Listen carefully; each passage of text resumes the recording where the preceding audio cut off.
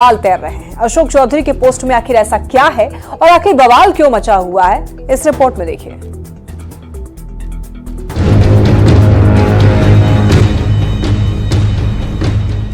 बढ़ती उम्र में इन्हें छोड़ दीजिए, ये लाइन बिहार सरकार के ग्रामीण कार्य मंत्री अशोक चौधरी ने सोशल मीडिया प्लेटफॉर्म एक्स पर 24 सितंबर की सुबह 8:32 पर लिखी। ये पोस्ट कुछ ही देर में बिहार के सियासी गलियारे में चक्कर काटने लगा। कई तरह की अफवाहें और सवाल तैरने लगे। आरजेडी ने जेडीयू में टकराव की बात कही तो जेडीयू ने सीएम नीतीश कुमार की साख पर सवाल को चुनौती दे डाली। अशोक चौधरी जी ललन सिंह से मिले हैं, उसके बाद से उन्होंने आज ट्वीट किया है और उनकी ट्वीट की भाषा बता रही है कि कहीं ना कहीं वो नेता के प्रति अपना भड़ास निकाल रहे हैं। माननीय नीतीश कुमार जी पर कौन निशाना साध लेगा? नीतीश कुमार जी जनता के दिल में बसते हैं। 19 वर्ष से राज्य के मुख्यमंत्री हैं, कोई एंटी इनकम्बेंसी नहीं, ग्लोबल थिंकर कहा गया, क्लाइमेट लीडर कहा गया, तो नीतीश कुमार जी की साख पर कैसे कोई सवाल खड़ा करते? पोस्ट पर सियासत शुरू होते ही अशोक चौधरी को सीएम आवास तलब किया गया। मुख्यमंत्री से मुलाकात के बाद बाहर निकलते ही मीडिया को सफाई दी और कहा, राजनीति की भावना से ये पोस्ट नहीं लिखा था। इतने बड़े हम मूर्ख हैं, अपने नेता के ऊपर पोस्ट करेंगे तो हम कहते हैं कि मेरे मानस पिता हैं, इसने इतना बड़ा सम्मान हमको दिया। कोई राजनीतिक भाव से कोई वो पोस्ट किया ही नहीं गया। अशोक चौधरी ने कहा, उनकी हैसियत इतनी नहीं कि वो सीएम नीतीश कुमार को लेकर इस तरह का कोई विवादित पोस्ट लिखे। 2:50 पर अशोक चौधरी ने सीएम के साथ तस्वीर साझा करते हुए एक और पोस्ट लिखा। मुख्यमंत्री को अपना अभिमान बताया और लिखा, कुछ तो लोग कहेंगे, लोगों का काम है कहना, तो सुनी सुनाई बातों पर ध्यान देना छोड़ दीजिए। किसी को आप घुमा दीजिएगा तो हम लेफ्ट से लेफ्ट हो जाएंगे, राइट से राइट हो जाएंगे। हम स्ट्रेट एकदम 2025 हमारा लक्ष्य है। नेता को दोबारा इस प्रदेश में स्थापित करना, 2010 के रिजल्ट से बेटर रिजल्ट। अशोक चौधरी ने साफ कर दिया कि पोस्ट के पीछे कोई सियासी भाव नहीं है। वो एक बार फिर नीतीश कुमार को बिहार के मुख्यमंत्री के रूप में देखना चाहते हैं और इसके लिए पूरी ईमानदारी के साथ खड़े हैं। न्यूज़ 18 के लिए पटना से आनंद अमृतराज के साथ ब्यूरो रिपोर्ट। आइए अब समझिए कि अशोक चौधरी आखिर बार बार सफाई क्यों दे रहे हैं। तो देखिए, मंगलवार सुबह सोशल साइट एक्स पर अशोक चौधरी ने एक पोस्ट लिखा, बढ़ती उम्र में इन्हें छोड़ दीजिए शीर्षक से एक कविता जैसा उन्होंने एक पोस्ट किया। और अब उस पोस्ट पर सियासी बवाल के बाद सीएम ने आवास पर बुलाया और नीतीश कुमार से मिलने के बाद अशोक चौधरी ने सफाई दी। दोबारा पोस्ट करके सीएम की तस्वीर के साथ हैशटैग करके लिखा, मेरा नेता मेरा अभिमान। और अपने नेता के लिए ऐसी बात नहीं करेंगे, अशोक चौधरी ने कहा, क्योंकि जैसे उन्होंने कविता डाली उसके बाद लोग ये कयास लगाने लगे कि ये कविता के जरिए मुख्यमंत्री पर तंज कस रहे हैं। और ऐसे में उन्होंने कहा कि अपने नेता के लिए ऐसी बात नहीं करेंगे, राजनीतिक भाव में पोस्ट नहीं किया है, उन्होंने ऐसा कहा। और अशोक चौधरी पर जेडीयू नेता नीरज कुमार ने भी बड़ा हमला बोला और कहा कि मुख्यमंत्री के खिलाफ कोई टिप्पणी बर्दाश्त नहीं की जाएगी और जेडीयू में लड़ाई जैसी स्थिति का आरोप लगाया। आरजेडी के नेता जो हैं वो लगा रहे हैं कि जेडीयू में लड़ाई जैसी स्थिति है। और अशोक चौधरी नीतीश कुमार के सबसे करीबी माने जाते हैं, सबसे करीबी है भी, सबसे विश्वसनीय भी माने जाते हैं। सीएम के कार्यक्रमों में अक्सर साथ दिखते हैं मुख्यमंत्री नीतीश कुमार के साथ में, और एक कद्दावर दलित नेता भी माने जाते हैं। कम उम्र में ही राजनीति में एक बहुत बड़ा मुकाम भी हासिल किया इन्होंने और हाल के बयानों से काफी ज्यादा विवादों में भी रहे हैं। देखिए, जहानाबाद में भूमिहार समाज को लेकर के इन्होंने टिप्पणी की थी। लोकसभा चुनाव में जेडीयू उम्मीदवार को वोट नहीं देने का आरोप लगाया। अशोक चौधरी के बयान से बवाल मच गया था। हर दल के भूमिहार नेताओं ने उनके खिलाफ मोर्चा खोला था।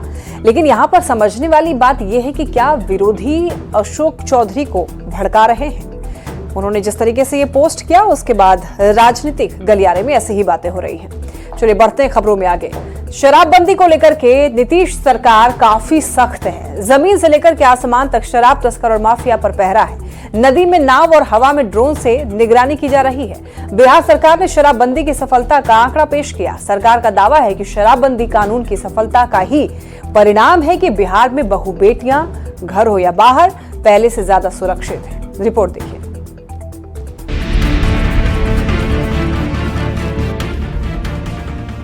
बिहार में शराबबंदी कानून लागू हुए 8 साल से ज्यादा का वक्त बीत चुका है। सरकार का दावा है कि मुख्यमंत्री नीतीश कुमार की इस अनोखी पहल से बिहार में बहार आई है।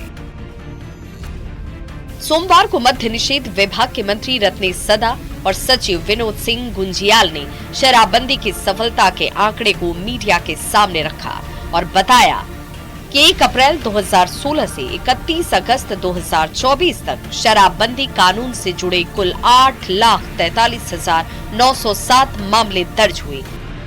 मद्य निषेध विभाग में 3,70,814 और पुलिस विभाग में 4,73,093 मामले दर्ज किए गए। 8 साल में 12,79,387 लोगों को गिरफ्तार किया गया, यानी हर घंटे औसतन 18 लोग शराबबंदी कानून के तहत गिरफ्तार हुए। पुलिस विभाग ने 7,36,061 गिरफ्तारियां की, जबकि मद्य निषेध ने 5,43,326 लोगों को पकड़ा, जिनमें 5,20,000 दोषियों को सजा भी हो चुकी है। नीतीश सरकार का दावा है कि शराबबंदी के कारण घरेलू हिंसा और महिलाओं के साथ उत्पीड़न की घटनाओं में काफी कमी आई। घरों में जो आपके महिलाएं हैं उनके साथ जो हिंसा होने वाली घटनाएं, हमारे कॉल सेंटर्स में कॉल आते हैं कि मेरे साथ मारपीट, टीम पहुंच जाती है, तो उसके बाद कम से कम एक डिटरेंस है कि नहीं मारपीट करेंगे तो टीम आ जाएगी, इसलिए लोग तो उनके साथ हिंसा की घटनाएं कम हुई हैं। बिहार में शराब की बिक्री और शराब पीने पर प्रतिबंध के बावजूद कई लोगों की मौत भी हुई है। संदिग्ध जहरीली शराब पीने से 266 लोगों की मौत की बात सामने आई, जिसमें अवैध शराब पीने से 150 से ज्यादा लोगों की मौत की पुष्टि हुई। सारण में 75, पश्चिम चंपारण में 44, गोपालगंज में 33, गया में 6, औरंगाबाद में 8, नालंदा में 12, बांका में 3 लोगों की मौत हुई। आरा और बक्सर में 4 लोगों ने अपनी जान गंवा दी।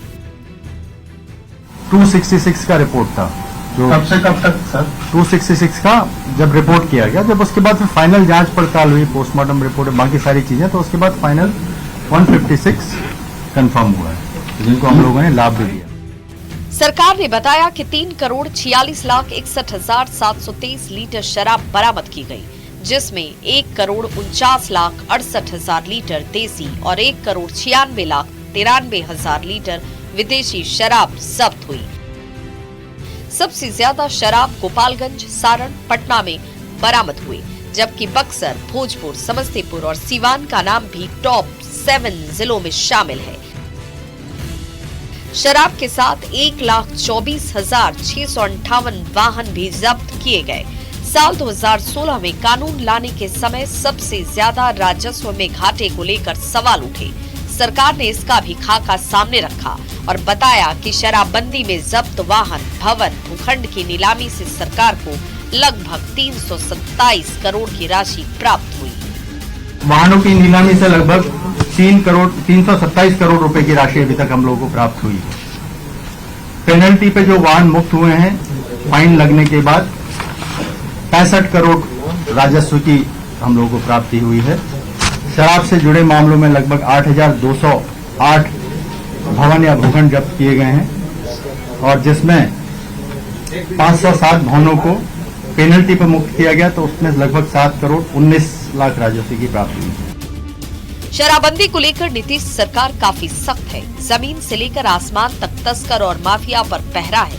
नदी में नाव और हवा में ड्रोन से निगरानी की जा रही है। दावा है कि शराबबंदी की सफलता का परिणाम है कि बिहार में बहू बेटियां घर हो या फिर बाहर पहले से ज्यादा सुरक्षित हैं। पटना संवाददाता संजय कुमार के साथ ब्यूरो रिपोर्ट, न्यूज़ 18। आइए अब जरा बिहार में शराबबंदी की सफलता के दावे को भी समझिए। देखिए, बिहार में 2016 से शराबबंदी लागू है। 1 अप्रैल 2016 से शराबबंदी लागू कर दिया गया था। शराबबंदी लागू हुए 8.25 साल का वक्त हो गया है और इन वर्षों में बिहार में काफी सुधार भी देखने को मिला है। बिहार सरकार ने शराबबंदी की सफलता का एक आंकड़ा पेश किया और दावा है कि शराबबंदी ने बहू और बेटियों को ज्यादा सुरक्षित किया है। 1 अप्रैल 2016 से 31 अगस्त 2024 तक का आंकड़ा पेश किया गया है और इस दौरान कुल 8,43,907 मामले दर्ज हुए हैं। मद्य निषेध विभाग में 3,70,814 केस दर्ज हुए हैं। पुलिस विभाग में 4,73,093 मामले दर्ज किए गए हैं और 8 साल में 12,79,387 लोगों को गिरफ्तार किया गया है। तो आंकड़ों को अगर देखें तो आंकड़ों के हिसाब से हर घंटे औसतन अगर एवरेज निकाला जाए तो हर घंटे औसतन 18 लोग गिरफ्तार किए गए। पुलिस विभाग ने 7,36,061 गिरफ्तारियां की।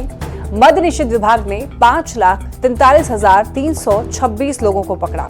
5,20,000 दोषियों को कानून के तहत सजा भी मिली। तो इस तरीके से शराबबंदी लागू होने के बाद काफी कुछ सुधार हुआ। दरभंगा में एम्स का निर्माण अब बहुत जल्द शुरू हो जाएगा। 2 दिन पहले ही शोभन बाईपास वाली जमीन का सर्वे शुरू हुआ था। अब एम्स बनाने का ठेका भी मिल गया है और निर्माण करने वाली एजेंसी को बिहार सरकार की ओर से आज करीब 37 एकड़ जमीन दरभंगा एम्स को कागजातों के साथ सौंप दी गई है। दरभंगा एम्स का सपना जल्द साकार होने जा रहा है। इंतजार की घड़ियां खत्म हुई और बिहार सरकार ने जमीन के कागजात मंगलवार को एम्स प्रबंधन को सौंप दिए हैं। 36 महीने में एम्स बनकर तैयार हो जाएगा। जेडीयू के राष्ट्रीय कार्यकारी अध्यक्ष संजय झा ने इसे मिथिलांचल के लिए बड़ी सौगात कहा। मेरे ख्याल से बहुत बड़ा गेम चेंजर है ये दरभंगा एम्स जो है, और आज बड़ा दिन है। एनबीसीसी को भी दे दिया गया, वहाँ टेंडर का सारा प्रोसेस करने के लिए उसी की सब्सिडरी कंपनी कर रही है। बिहार के स्वास्थ्य मंत्री मंगल पांडे और विभाग के एसीएस प्रत्यय अमृत ने दरभंगा एम्स के डायरेक्टर को बाकी बचे करीब 37 एकड़ जमीन का ट्रांसफर कर दिया। एनबीसीसी की इकाई एचएससीसी को ठेका। एचएससीसी को 1,261 करोड़ का ठेका। दरभंगा में एम्स का निर्माण करेगी एचएससीसी। उत्तर बिहार की सबसे बड़ी सौगात के तौर पर दरभंगा एम्स का नाम लिया जा रहा है। स्वास्थ्य मंत्री और अधिकारियों ने इसे बिहार के लिए बड़ी उपलब्धि बताया है। इसमें बिहार पहला ऐसा राज्य होगा जिसके पास 2 एम्स होंगे, यानी अब सिर्फ नींव देने की बात है और कहा जा रहा है कि पीएम मोदी खुद शीघ्र ही जो है दरभंगा पहुंचेंगे और शोभन में जाकर दरभंगा एम्स की नींव देंगे। 187.44 एकड़ जमीन जो भारत सरकार को देना था, आज एम्स दरभंगा के निदेशक डॉक्टर मधवानंद कर जी को उसकी सारी कागजात हम लोगों ने सौंप दी। मतलब अब जमीन देने का काम आज पूरा हो गया। एम्स दरभंगा जो हम लोगों की रिस्पांसिबिलिटी थी आज हम लोगों ने पूरा किया है और हम लोग सब लोग आशान्वित हैं, बहुत शीघ्र कार्य प्रारंभ होगा। अभी पूरा जमीन को हमको आईआईटी के जो कमेटी बनाए उनको देना है, वो जल्दी से जल्दी शुरू करने के लिए तैयारी है। बिहार में दूसरा एम्स दरभंगा को मिल रहा है। जाहिर है इसके बन जाने से जहां शहर को एक नया विस्तार मिलेगा, उसके साथ ही मिथिलांचल के नए क्षेत्र का भी तेजी से विकास होगा। साथ ही रोजगार के नए अवसर भी पैदा होंगे। न्यूज 18 के लिए दिल्ली से अमितेश सिंह, पटना से रजनीश कुमार और दरभंगा से विपिन कुमार दास की रिपोर्ट। तो दरभंगा एम्स यकीनन बिहार वासियों के लिए एक तोहफा होगा। बिहार का दूसरा एम्स दरभंगा में बनेगा और देखिए निर्माण कार्य अब बहुत जल्द शुरू होने वाला है। 2 दिन पहले ही शोभन बाईपास वाली जमीन का सर्वे भी शुरू हुआ था। अब एम्स बनाने का ठेका भी मिल गया है। अस्पताल प्रबंधन को सभी जमीन और कागजात के साथ जो है सभी जमीन सौंप दिया गया है। तो अक्टूबर महीने में दरभंगा एम्स का निर्माण शुरू हो सकता है और प्रधानमंत्री अस्पताल की आधारशिला रख सकते हैं। और देखिए 36 महीने में एम्स बनकर के तैयार हो जाएगा, ये टारगेट रखा गया है। एनबीसीसी की इकाई एचएससीसी को ठेका मिला है, यानी कि एनबीसीसी की इकाई है ये एचएससीसी। बता दें आपको करीब 1,261 करोड़ का ठेका एजेंसी को मिला है। तो बिहार जो है देश का पहला राज्य जहां पर 2 एम्स होंगे और अगर केंद्र शासित प्रदेश की बात करें तो जम्मू कश्मीर पहला केंद्र शासित प्रदेश है जहां पर 2 एम्स हैं और दरभंगा एम्स से पूरे बिहार और मिथिला क्षेत्र को फायदा मिलेगा और मिथिलांचल सहित 20 जिलों को सीधा इसका फायदा होगा दरभंगा में एम्स बन जाने के बाद। और साथ ही साथ न केवल भारत को बल्कि नेपाल के तराई इलाके के लोगों को भी इसका फायदा मिलेगा। चलिए बढ़ते हैं खबरों में आगे और बात करेंगे झारखंड की। तो झारखंड में निर्वाचन आयोग की मैराथन बैठक के बाद चुनाव के तारीखों की स्थिति लगभग साफ हो चुकी है और देखिए मुख्य निर्वाचन आयुक्त राजीव कुमार ने यह भरोसा दिया है कि राज्य में चुनाव समय पर ही होगा और जल्द ही इसकी घोषणा भी हो सकती है। रिपोर्ट देखिए।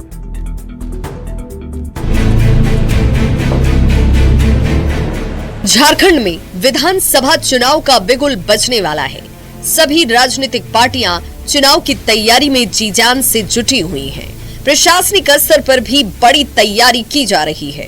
राजनीतिक दलों के साथ सर्वदलीय बैठक के बाद निर्वाचन आयोग की टीम ने रांची में मंगलवार को पुलिस और प्रशासनिक अधिकारियों के साथ बैठक की।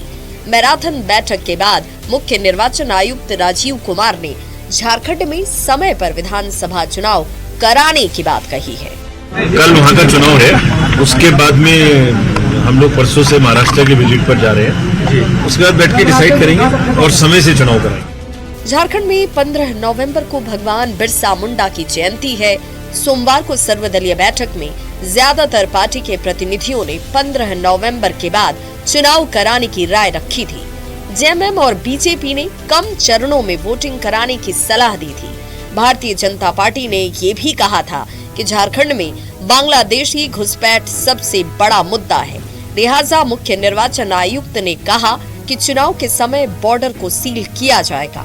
अगल बगल किसी भी राज्य से किसी भी प्रकार का उपद्रव या अशांति नहीं होगी।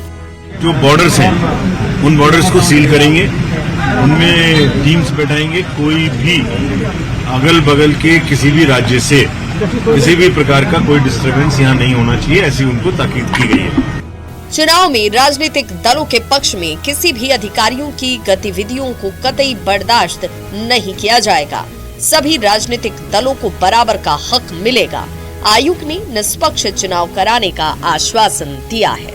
किसी भी पार्टी का पक्ष लेते हैं तो commission will come down very very heavily, यानी उनके खिलाफ बहुत कठोर कार्रवाई करेंगे अगर किसी ने भी लेवल प्लेइंग फील्ड एस्टेब्लिश करने में किसी की भी मदद करने के लिए कोई भी कार्य। साल 2019 में 30 नवंबर से 20 दिसंबर के बीच 5 चरण में चुनाव हुए थे। मुख्य निर्वाचन आयुक्त ने भरोसा दिया है कि महाराष्ट्र में भी चुनाव है। महाराष्ट्र दौरे के बाद तस्वीर जल्द ही साफ हो जाएगी और झारखंड चुनाव की तारीखों का ऐलान किया जाएगा। रांची संवाददाता निरंजन सिंह के साथ ब्यूरो रिपोर्ट न्यूज़ 18। और इसी के साथ इस बुलेटिन में इतना ही। आइए चलते चलते नजर डालते